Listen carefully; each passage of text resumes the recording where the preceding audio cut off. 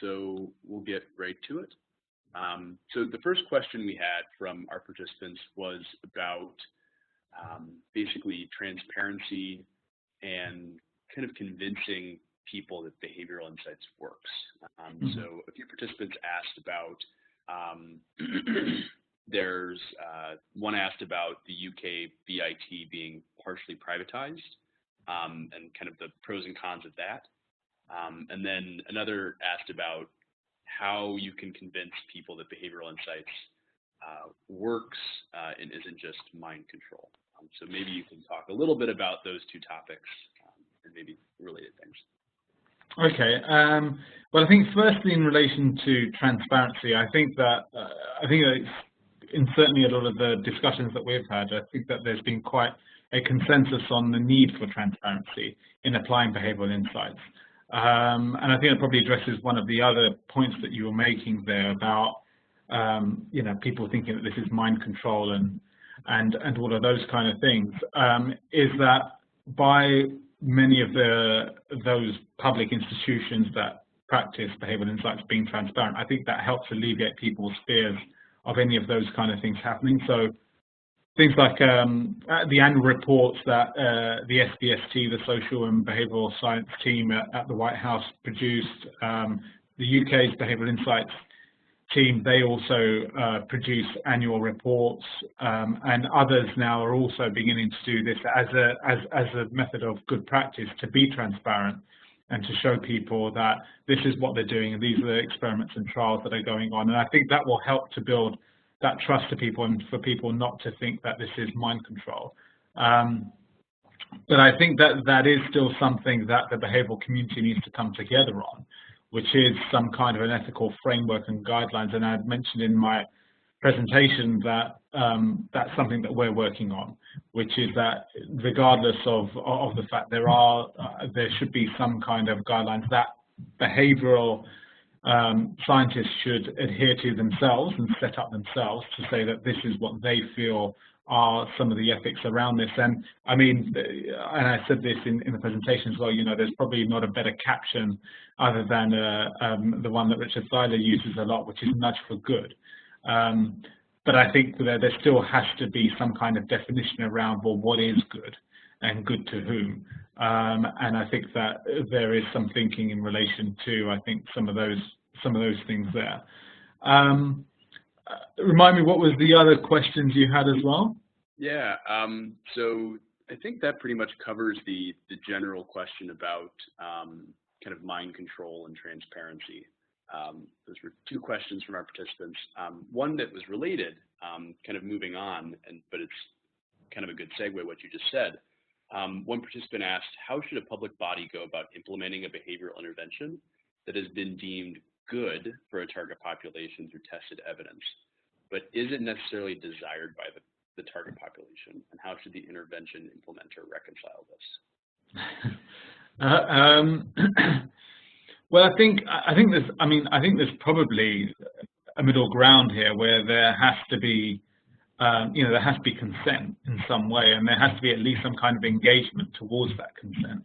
And I think that's where, whatever government arrangements or governance arrangements are in place is going to be incredibly important, because of part of this process is not to, find what works and then impose it, but rather it's going to be engaging with the target audiences, and having them, at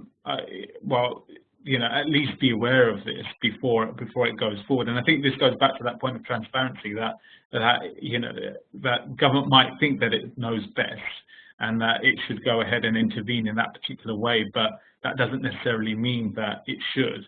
And there are ways of engaging with people to bring them into the process and make them more participatory, and make the whole process more collaborative as opposed to something that's actual imposition. And I think we're seeing this more and more as well, where this collaboration is incredibly important for the way that governments work and how they end up operating, I think, with many of their stakeholders. Okay, great. And then two more quick questions.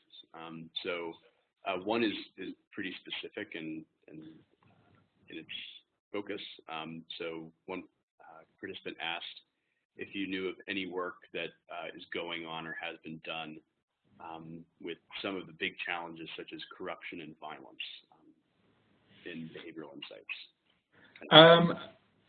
Well, I know that there's lots of interest in this, and even here in the OECD, I know that there are some colleagues who are looking into some of these things on anti-corruption and using behavioral science for this. But I probably distinguish this in two ways. That there is the very clear, overt type of corruption that happens. And then there's probably, I think, what we've termed here as undue influence, which isn't outright illegal corruption, but is definitely unethical. And I think that there's probably a lot that can be done in relation to undue influence, because that's where people or officials sometimes are susceptible to behaving in certain ways, which, put in another context, they wouldn't necessarily have done that, and it would be inappropriate for them to do so. But I know that this is a growing field where there is a lot of interest. But I think, again, here there has to be, I think, a bit of an understanding that there is so far that you can go in maybe having some simple behavioral interventions, but some of these issues are going to be structural, which still have a behavioral element to them. But they're going to be bigger structural issues, and it may mean that there may not be an alternative to, I don't know, banning something or having some serious type of intervention like that, as opposed to what people might regard as being, some kind of, say, a nudge or something like that. And I think that's something that people should be quite aware of in dealing with these things. But this is a growing field, and I think that there will be some further work that we'll be doing here at the OECD in relation to that. Great. And then the final question is kind of a two-part question again. So one participant asked, kind of, how do you,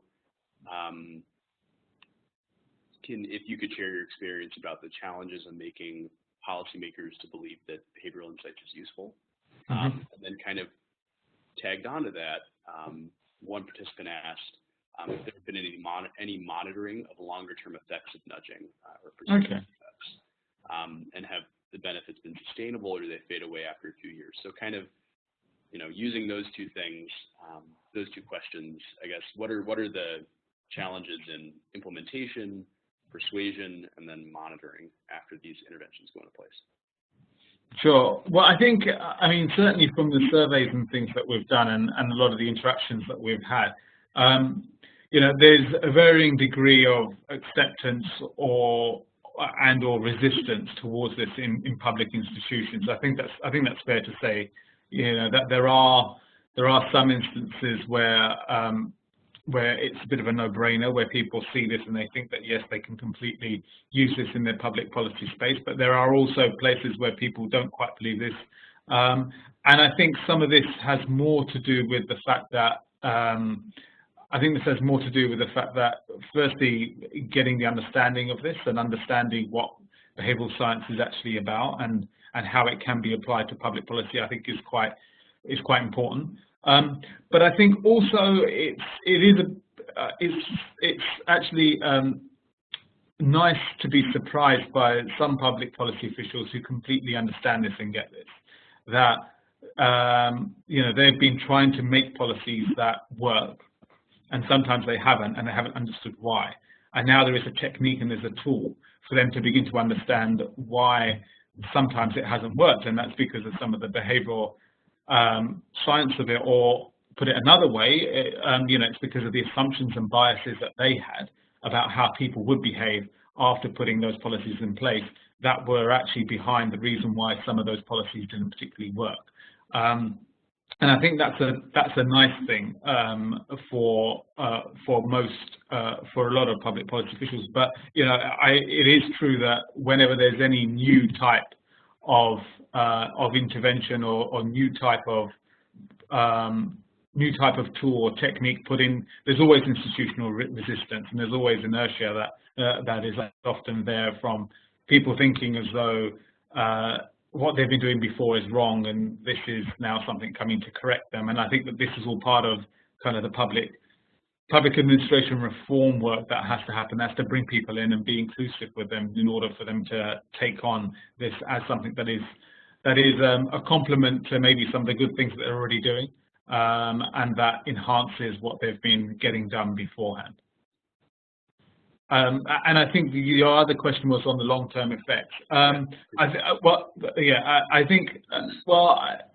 There have been.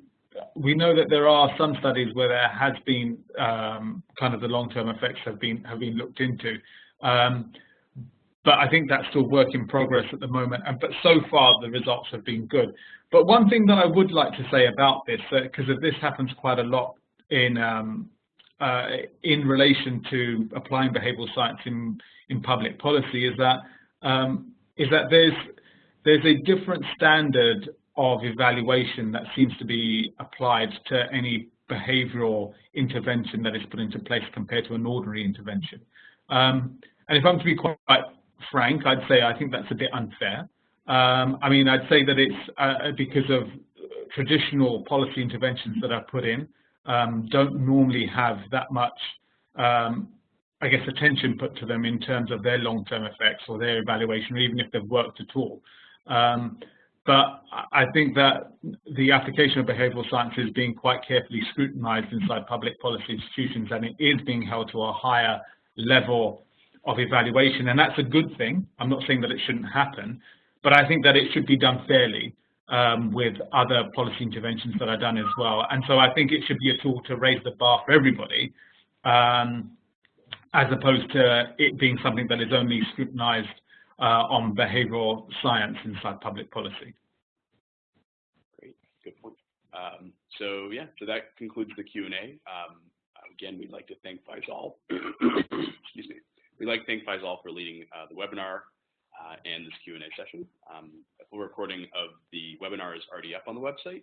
This Q&A will be up shortly. And our next webinar will be November 9th. We'll be hearing from Sonia Kang from Rotman's Organizational Behavior Area, who will be presenting on behavioral science of identity and stereotypes. So thanks again, Faisal, and we'll see the participants soon. Thank you very much, Patrick.